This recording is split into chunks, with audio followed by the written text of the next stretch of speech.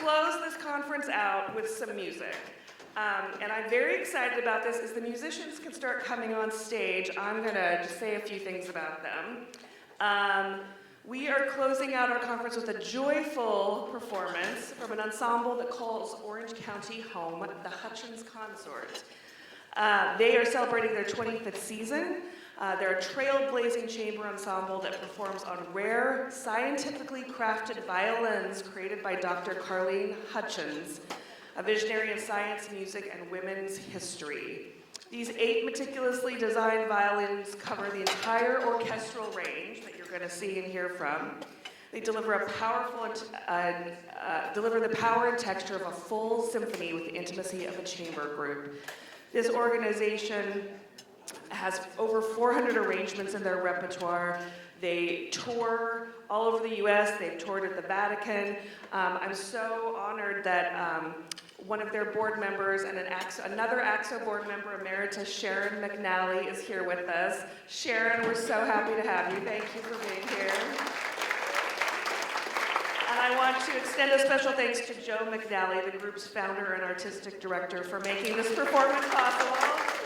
And Joe's going to share just a few words, and then this ensemble is going to play us out, and I hear it's a very special performance they've put together for. Thank you so much, Sarah, and I want to say thank you to ACSO. We are so happy that we've been members of this organization for such a long time. Yeah, we're a chamber music group, but somehow we've always felt like an orchestra to me, and maybe that's because I came from the orchestra world, as did, I think, most of the people in this ensemble. As she mentioned, we play on the new violin family instruments that were designed and built by Dr. Carleen Hutchins, who died in 2009.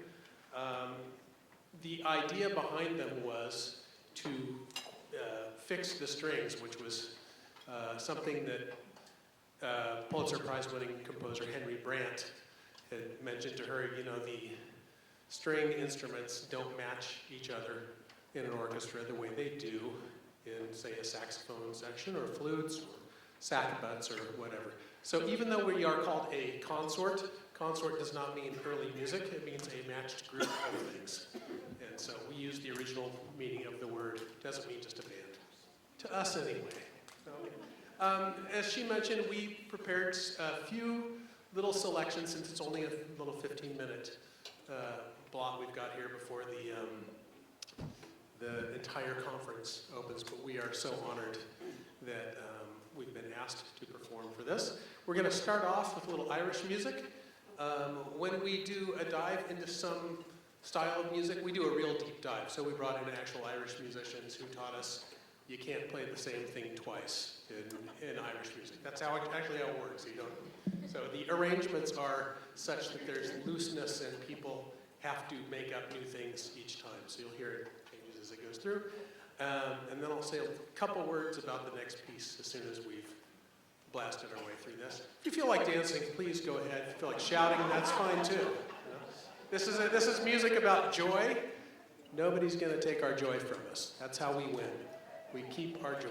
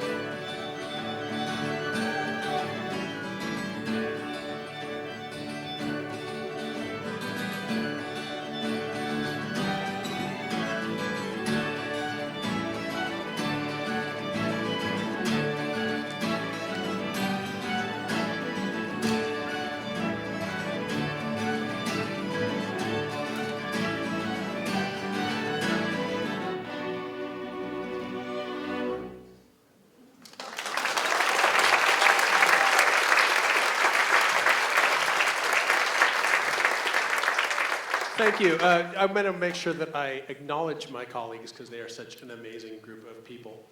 Steve Huber is playing the treble violin, which plays a full octave higher than a normal violin. Beth Folsom is playing the soprano violin, which plays an octave higher than a viola. Batya MacAdam-Somer is playing the mezzo, or she-woman violin. This instrument is designed to have a little more power and projection than a normal violin. When they did the first concert with these instruments in 1965, they discovered that the Stradivarius instrument that they had there was getting kind of overshadowed by the other instruments, so Dr. Hutchins invented this instrument to have a little more punch and projection. A.J. Fanning is playing the alto violin, or viola on a stick. Ruslan Biryukov is playing the tenor violin, which fills in that much-needed gap between the alto and the baritone, or the viola and the cello in a standard orchestra. That's a joke that I stole from Spinal Tap. Someday someone's going to laugh at it. Elizabeth Brown is playing the baritone violin. That's tuned the same as the cello.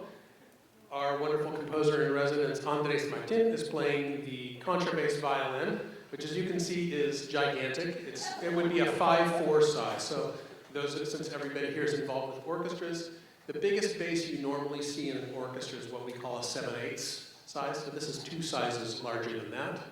And I'm Joe McNalley, the artistic director. I'm playing the bass violin, which is tuned a 1/4 higher than a normal contrabass. And back here, in a supreme act of nepotism, is my son Tim, who actually can play most of these instruments, and he's a luthier.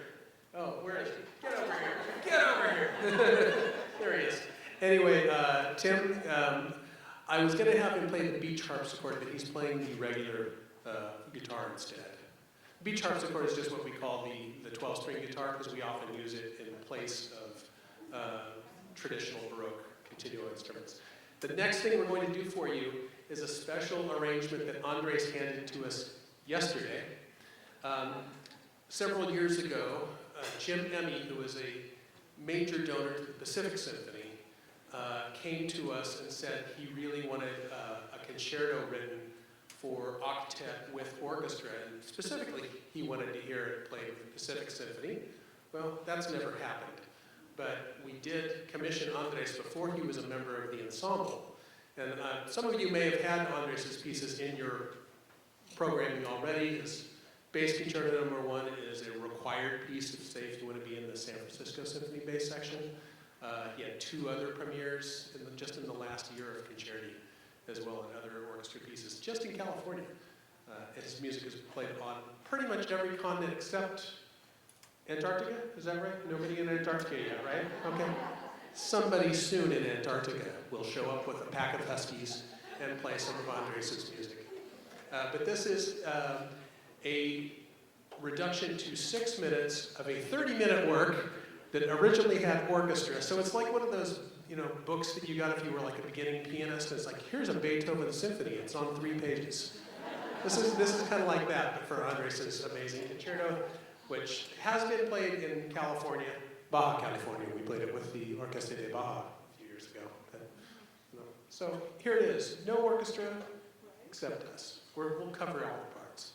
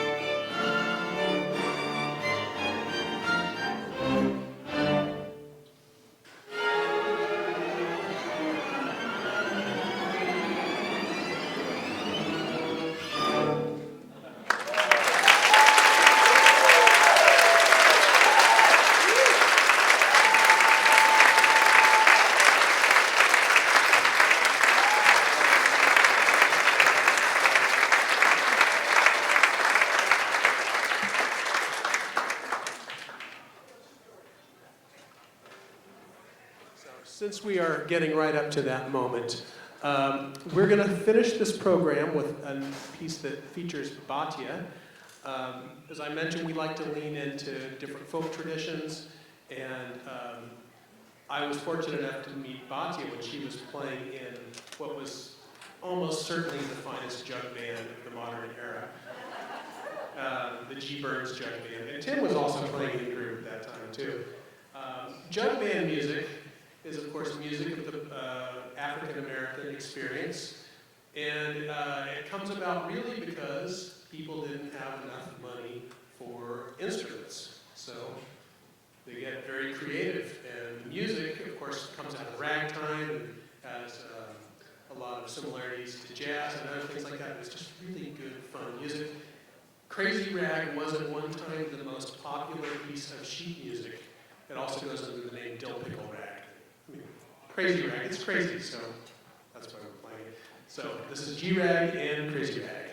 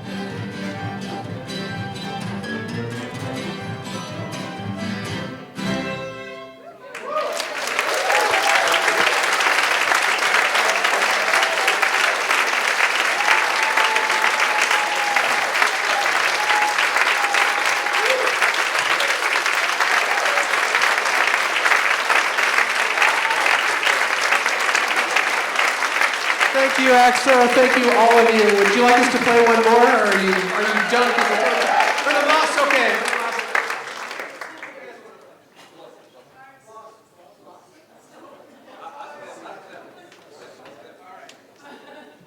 Show of hands or screaming. More barn dances or more barn dances. One is Romani and the other one is American. So. Okay, here's Romani. Yell out if you want Romani. Okay, American. Okay, it looks like the Romani people won. This is we're going to do just a little snippet, the kind of last barn dances of the Bartok Romanian dances, which they still play in that village today. He collected this music in.